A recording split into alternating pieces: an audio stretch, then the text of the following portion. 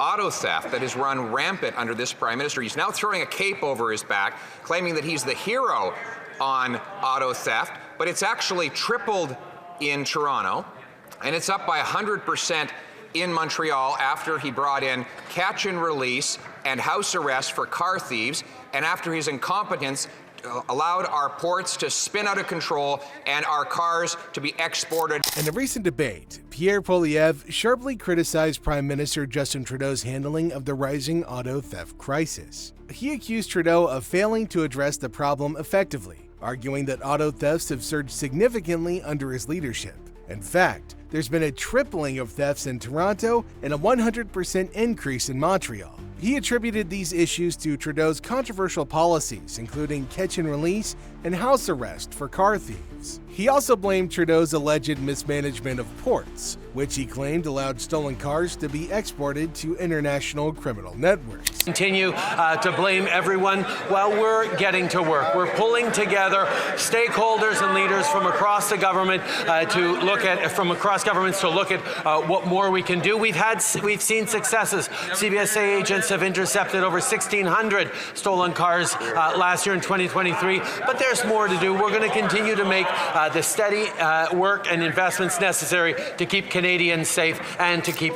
In response, Prime Minister Trudeau acknowledged the seriousness of the auto theft issue, but defended his government's approach. He criticized Poilievre for relying on empty slogans and shifting blame rather than contributing to practical solutions. Trudeau also pointed to recent successes, such as the interception of over 1,600 stolen cars by CBSA agents in 2023. Despite this progress, Trudeau admitted that more work is needed and committed to continuing efforts and investments to combat this particular nagging crime effectively. COVID right across the country, but here in the prairies and here in Edmonton and Alberta, absolutely a problem as well. You know, when you look at a rise of 26%, 3,700 vehicles just a couple of years ago would be kind of our annual trend to now over 4,700 vehicles. That's a problem that's affecting many Albertans, many Edmontonians. We've had a number of files across Alberta where literally high-end vehicles were stolen, and we recovered them, thankfully, in some cases, basically in sea cans. And apparently, car thefts in Canada have been surging dramatically, but the number of criminal charges for these thefts has not increased proportionately. And this has raised some concerns about the justice system's effectiveness in addressing the issue. For instance, in Ontario, car thefts rose by 34% from 2021 to 2022, yet the number of criminal charges increased by only 4%.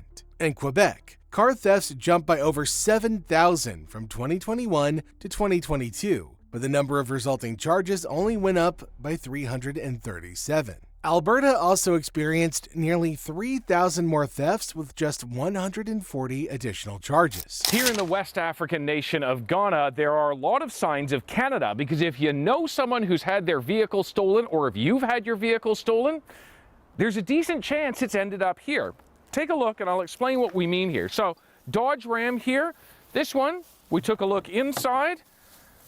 There's insurance documents for the original owner, North York, Ontario. It was likely stolen out of their driveway at night, although we are now seeing increasing cars. Moreover, Canada has since been dubbed the car theft capital of the world. In response to the growing crisis, the federal government recently introduced a national action plan on combating auto theft.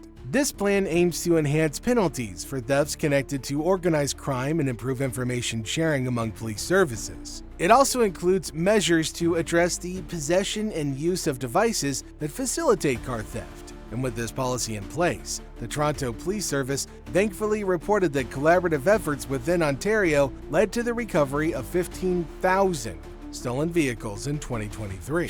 Justin Trudeau says he doesn't have to explain how he will pay for his promises. Once again, tens of billions of dollars of new spending, because, as he famously announced, the budget will balance itself. Do budgets balance themselves in Hamilton region here? Well, actually, friends, let's be fair. Justin is now changing his tune. Yet, as anticipated, Poilievre wasn't necessarily impressed by the progress of Trudeau's government. On his part, Prime Minister Trudeau chose instead to shift the focus to the policies of the previous Conservative government under Stephen Harper. He argued that Harper's budget cuts in 2015 had severely impacted funding for policing, Canada Border and Services Agency, offices, and Veterans Affairs Services. Trudeau claimed his government has been working to rectify these issues by implementing tax cuts for the middle class, supporting families, and advancing meaningful gun control measures. Details of the measures are contained in these documents. Pursuant to Standing Order 83-2, I'm requesting that an order of the day be designated for consideration of these motions. Seems a good idea, right? I support that. Thank you very much.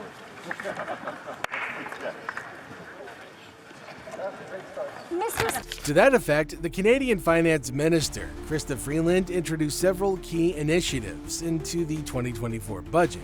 For instance, the government increased taxes on big capital gains and put more money into building new apartments. And starting in August 2024, first-time home buyers of newly built homes can get 30-year mortgages. There's also support for rental housing, as well as loan guarantees for Indigenous communities to invest in oil and gas. Additionally, a new national school food program and a child care expansion loan program are also in the works. Introducing legislation to implement a national freeze on handgun ownership. What this means is that it will no longer be possible to buy, sell, transfer, or import handguns anywhere in Canada. In other words, we're capping the market for handguns.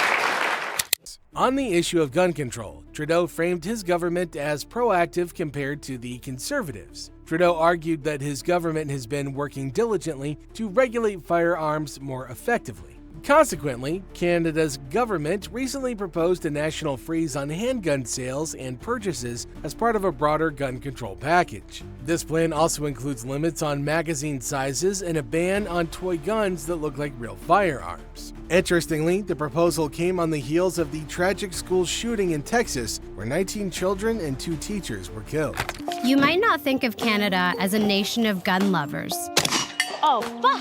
Especially when compared to our neighbors to the south. I love liberty, and firearms are an important tool in that. But the reality is, among developed countries, Canada ranks as high as 5th in guns per capita. Even more surprising, the number of registered handguns and AR-15s owned by Canadians has doubled in the last 10 years. In Canada, guns are not necessarily illegal, but the country has stricter gun laws compared to the United States. Canadians can own firearms if they have a license, which requires being over 18, passing a safety course, and renewing the license every 5 years. Minors aged 12 to 17 can obtain a minor's license to borrow rifles and shotguns for hunting and shooting sports. Indigenous people may have exceptions for traditional hunting practices and might not need to take a safety course if it's too far or expensive.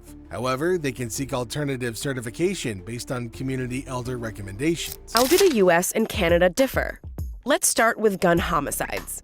In Canada, guns killed 131 people in 2013. In the US, guns killed over 11,000 people in the same year. That's a rate 9 times higher than our neighbors to the north. And it's not like Canucks don't own guns. Canada ranks 13th in the world for rate of gun owners. The US ranks number 1.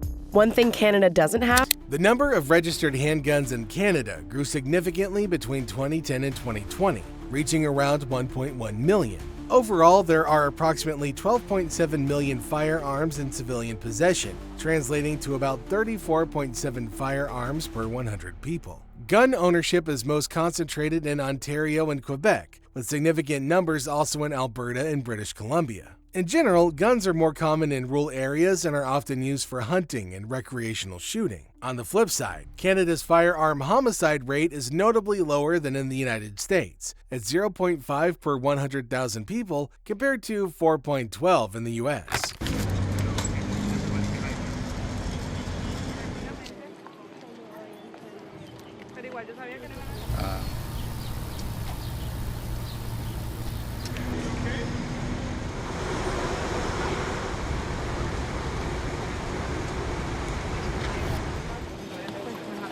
Fíjate que yo voy a arrancar mientras voy arrancando, voy llegando al área. Furthermore, Trudeau defended his government's record on public safety, asserting that his administration has been active and effective in keeping Canadians safe. He highlighted his government's efforts to prevent the return of assault weapons to Canadian streets, suggesting that these policies have been more robust and successful in maintaining public security compared to what he implied would be the outcome of conservative policies. To put this into context, recent mass shootings in Canada, including the 1989 Montreal Massacre, the 1992 Concordia University shooting, and the 2020 incident in Portapique, Nova Scotia. Screaming and hollering like that. Mr. Speaker, it's his press release that says that in Toronto, auto thefts are up 300% since he took office. His solution is to hold a summit. He held a summit on food prices. Food prices went up. He held a summit on housing. Housing costs doubled. How much is crime going to rise after all the bigwigs go to his summit? At this point, the debate turned into a heated exchange, with the leader of the opposition needling the Prime Minister Justin Trudeau for losing his temper and reacting with excessive emotion. Poilievre argued that the Prime Minister's solution to convene one summit after another every time had so far been ineffective and even counterproductive. He cited previous summits on food prices and housing that didn't resolve their respective issues, but rather worsened the situation. In short, the summit approach would similarly fail to address the auto theft problem and in turn foreshadow an increase in crime. Theft in this country, and our solution is to roll up our sleeves, pull together partners from across the country, and get to solving it. His solution: throw his hands up in the air, blame a raft of political attacks on us, and continue to see that he's not putting forward any real solutions, Mr. Speaker. In his rebuttal, Trudeau accused the opposition of failing to acknowledge the factual content of his press releases. But to be fair, the opposition was hardwired to downplay such. Trudeau also pointed to the collaborative approach of involving various stakeholders from across the country to find solutions. Case in point, the summits. Then Trudeau criticized the opposition leader for resorting to political attacks without proposing concrete solutions to the problem. Was Trudeau implying that Poilievre's responses were unconstructive and dismissive? We can't help but wonder where that came from. As always, it's John at your service, and the verdict on this one is summits don't solve anything. Will we ever see the day when the Conservatives commend Trudeau on anything? Possibly when hell freezes over. We'll certainly keep you posted if and when it happens. Until then, we'll see you soon on our next Political Lollapalooza.